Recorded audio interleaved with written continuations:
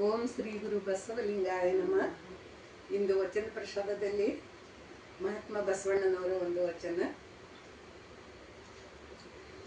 ಹಾಲ ತೊರೆಗೆ ಬೆಲ್ಲದ ಕೆಸರು, ಹಾಲ ತೊರೆಗೆ ಬೆಲ್ಲದ ಕೆಸರು, ಸಕ್ಕರೆಯ ಮಳಲು, ಸಕ್ಕರೆಯ ಮಳಲು, ಹಾಲ ತೊರೆಗೆ ಬೆಲ್ಲದ ಕೆಸರು.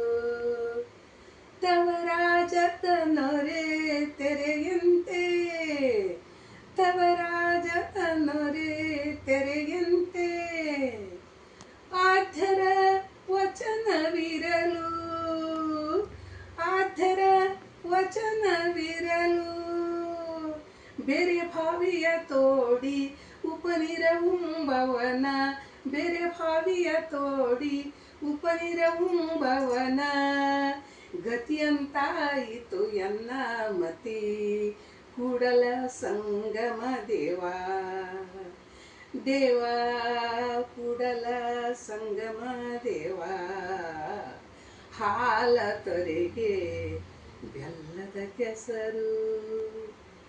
ಶರಣಾರ್ಥಿಗಳು. ಜಯ ಬಸವ.